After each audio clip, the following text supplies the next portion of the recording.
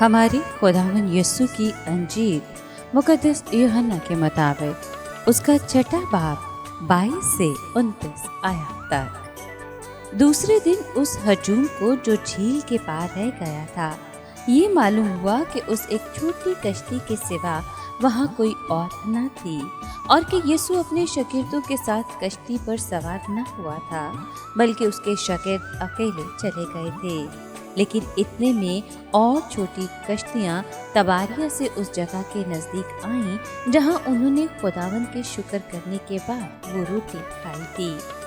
बस जब उस हजूम ने देखा कि वहाँ ना यीशु और ना उसके शागिर्द हैं, तो उन छोटी कश्तियों पर सवार होकर यीशु की तलाश में कुफरनहूम को आए और उन्होंने उसे झील के पार पाकर उससे कहा, रब्बी, तू यहाँ कब आया?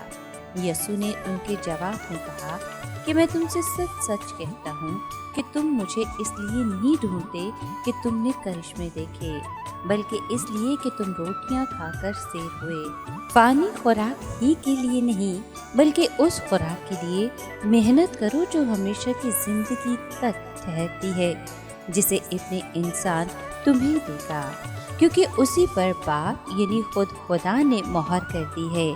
तब उन्होंने उससे कहा कि हम क्या करें ताकि खुदा के काम अंजाम दें।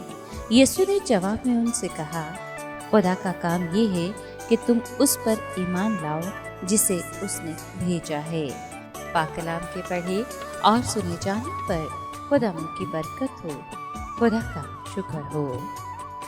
अजीज दोस्तों, भीड़ यीशु की तालीम को साफ तौर पर समझ ना पाई, लेकिन उसे ये ज़रूर महसूस हुआ कि मसीह खुदा की तरफ से बहुत बड़ी नेमत अनायत करना चाहता है और सब लोग इस अब्दी ज़िंदगी को पाना चाहते थे। वो इस नेमत को पाने के लिए कुछ करना चाहते थे। वो शरीयत के पाबंद रहने के लिए, कुर्बानियाँ गुज़राने के लिए, रोज़ा रखने, दुआ और इबादत करने के लिए राज़ी थे, ताकि अपने अमान के ज़रिए खुदा की नेमत हासिल करें। यहाँ हमें उनका अंधापन नजर आता है। वो सब शरीयत परस्त थे जो खुद अपनी कोशिशों के जरिए निजात हासिल करना चाहते थे। वो ये ना जानते थे कि ये नामुमकिन है, क्योंकि वो खताकार और खोए हुए थे। उन्होंने ये मानकर कि उनमें पाकीज़गी और कुव्वत है, नहायत फ़ख्र के साथ खुदा का काम करने के मुतालिक सोचा।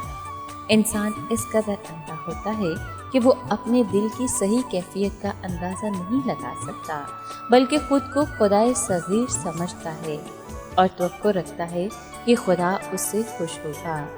यीशु ने उन्हें बताया कि उन्हें कोई खिदमत या काम करने की ज़रूरत नहीं है, उन्हें सिर्फ मसीह की हस्ती पर ईमान लाना है।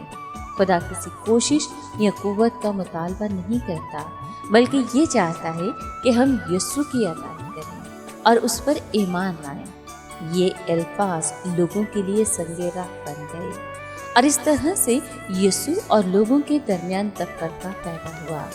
मसीह यीशु ने मज़ीद वाज़े किया कि खुदा का काम ये है कि वो आप पर ईमान लाएं। अगर तुम अपनी जान को पाक रूह के लिए खोल दो, तो तुम मेरे इख्तियार, इरादे और मोहब्बत को जान लोगे।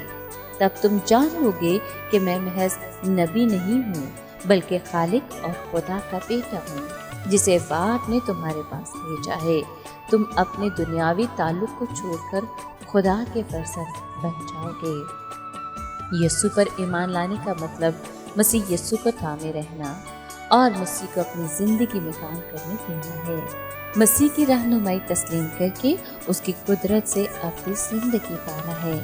ईमान का मतलब इस ज़माने में और अब तक मसीह के मतई बनकर रहना है।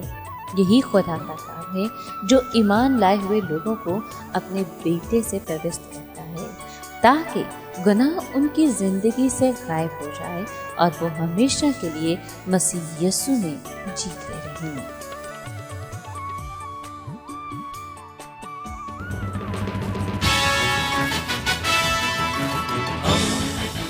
दोस्ती का पैगंबर, रेडियो वेरितास एशिया।